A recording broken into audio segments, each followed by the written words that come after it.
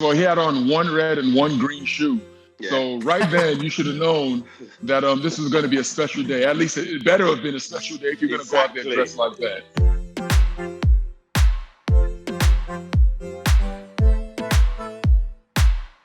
Yes, people, welcome back to the Punt. Today is a post-season special, I want to call it. I'm joined by Marek, Osi, and Steffan, and we're going to talk about our season highlights. We've got a new face with us today. My G, Osi, how you doing, my friend?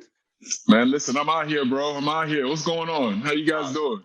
We might as well start with you, bro. Have you had any highlights? What's been your highlight of the season so far? Man, there's been so many. First of all, the fact that the season was completed. I think that has to be a highlight for everybody, considering everything that was going on with coronavirus and all the assumptions that the NFL wasn't going to be able to get this done.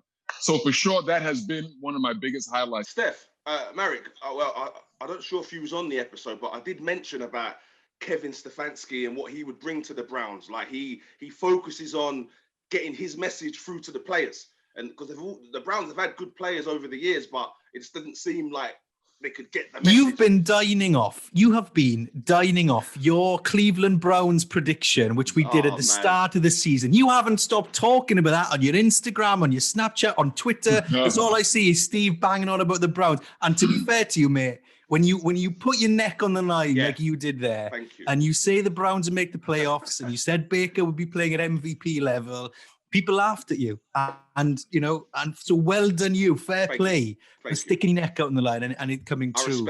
I respect that, mate. Yeah, from you. That's good. And I like to admit when I'm wrong, and it's great to see a new team, in there competing. But what I really liked about the Browns when they beat the Steelers in the playoffs is there was an arrogance about Pittsburgh. When that snap went over Roethlisberger's head, he didn't even bother trying to get it because he's like, it doesn't matter. It's only the Browns. I'm going to score loads of touchdowns. It's fine. And you've got players like Juju criticizing the Browns in the lead up to the game. And it came back to bite them. And I think that's something really cool about that, actually, seeing underdog teams doing really well. So, more power to you, Steve, for getting that right. Are they really an underdog team? I think they're an underperforming team. Look how many draft picks they've had. Look how many players they've got. They've got who they brought in. It's not exactly a genius prediction. I mean, they're underperforming by about this much every single season. The highlight of 2020 has been watching Aaron Rodgers suck it to the organization. Here's a man who was widely reported to be annoyed in the offseason. They drafted Jordan Love really high in the draft rather than giving him more weapons at wide receiver. The disrespect that he sort of felt as the face of that franchise and an incredible player. I mean, this is who Aaron Rodgers is throwing the ball to, right? Marquez Valdes-Scantling, Devin Funchess. Okay, fair enough, he's got Devante Adams, but he hasn't exactly got loads of weapons around him, has he? And yet he's still going out there proving at 37, he's the absolute boss. I love watching him play. He's like, I've described him as this before. He's from a John Wayne film where, the gunslinger turns up in town and just takes everybody down with a 6-shooter. Rodgers is fantastic. And seeing him perform to that level when he was under such scrutiny, I think has been amazing to watch. So he's my highlight of 2020. I tell you what, carrying on from that as well, this was the year where the draft had a lot of good players. So the younger players was going to be focused on, which they've done really, really well. And no doubt we'll talk about that. But a few of the old guard have shown up and showed these young cats this sometimes brain over legs and the rest of it. You know what I mean? So Brady, Drew Brees, Rodgers, like you said, these guys have shown up this year, man. Talking of highlights, one thing, now it's not a play, well, it is a play, but DK Metcalf, when he chased down Buda Baker, listen, oh, mate, that there was one of the most incredible things I've seen in sport, because I've played professional soccer, right? And I've had to chase back runners. But then you get to a certain point where it's like, that's not my runner. Yeah, so you're cool, you've got away, right?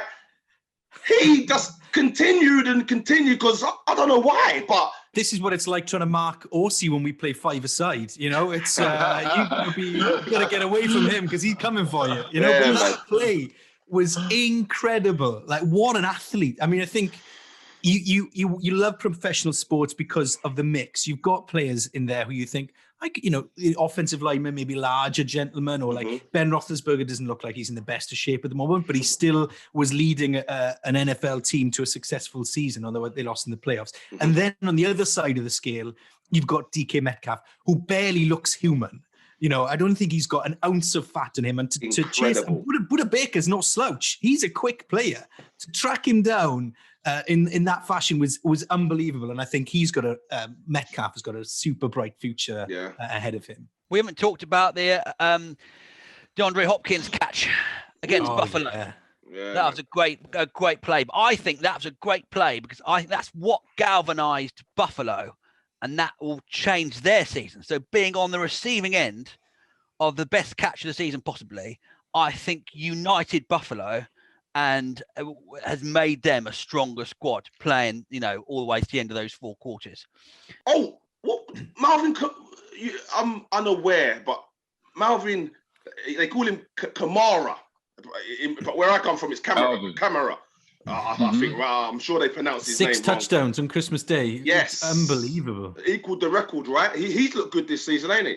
Yeah, first of all, he had on 1 red and 1 green shoe.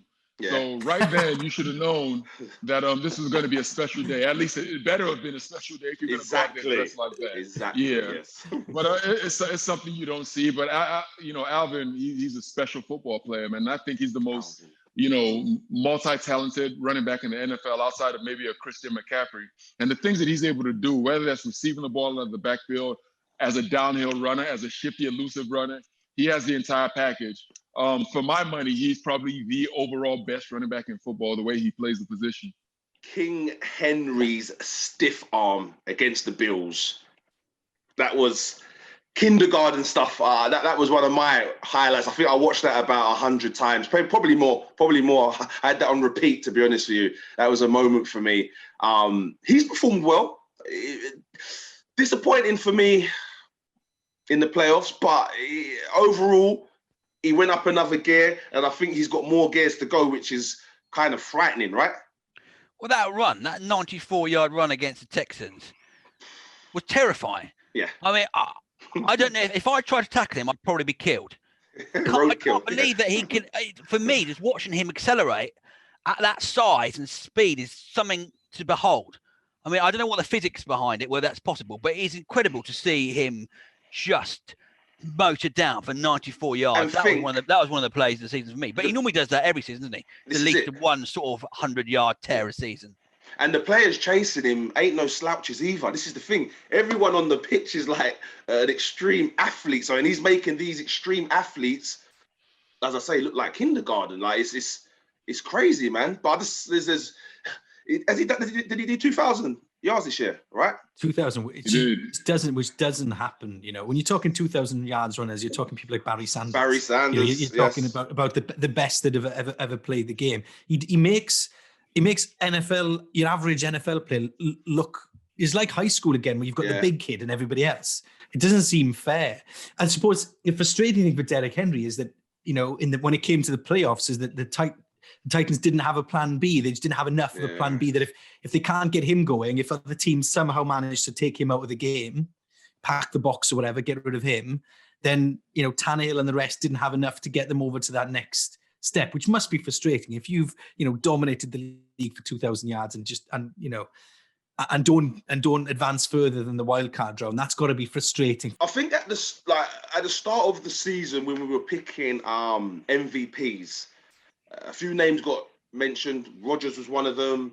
Pat Mahomes, Tom Brady. We was saying that Brady could be a possible MVP and he could take the Tampa Bay Buccaneers to the Super Bowl in Tampa. Fairyland stuff, I think we were saying at the time. How do you think his season's gone? I think he's been fantastic. I think, you know, when you look at what this man has been able to do, first of all, going to a new team, that's one thing. After being with the New England Patriots for so long. But then you think about what this guy has been able to do. There was no off season there. So there was no time for him to get in sync with his receivers. This is a very difficult thing to do for a quarterback. Not only leave, even if he was in New England, again, it would have been hard. But for him to go to a different team, learn a completely new system, this was always going to be an uphill battle for him. And the fact that this man at that age was able to do that, 40-something touchdowns, I think, passes that he threw, top 5 in throwing. I think the fact that the people, maybe he didn't win the MVP or maybe he didn't throw for 5,000 yards, makes people undervalue what it is that he actually did. I think this guy, quite frankly, has been one of the best quarterbacks in football, and we need to give him his flowers because what he did was an extremely difficult thing to do. And really brave as well, wasn't it? Really brave to do that when he's achieved everything. Yeah, man. Just to sort of say, right, I'm going to start afresh and have all this criticism. And then I thought the Bucs just grew as the season progressed, obviously, as they all got used to each other. And I think they're going to be a real, I mean, with that receiving core is incredible. Yeah, no, I think I agree with you, Marek, because people enjoyed early season when Brady had a difficult couple of games or things didn't quite go to plan or a couple of air balls or whatever. People were enjoying sort of saying, oh, well, it was a good ride when it lasted, but, you know, nice to see Tom Brady's human. In his last 4 games of the regular season, he threw 350 yards every single game. Because also remember, we've got a decent defense there as well. So I just think he's grown into it this year, and I've loved the fact that once again he's proved his doubters wrong. I mean, how many times in one career can one man prove his doubters wrong? And I think he's done it again this year, and it's been great to see. Well, that is it, guys. That's all we have time for. This season's had everything. And we've discussed some of our highlights. Obviously, in the comments below, maybe throw a few of your highlights of the season in. And don't forget to like and subscribe. Until next time, cheerio.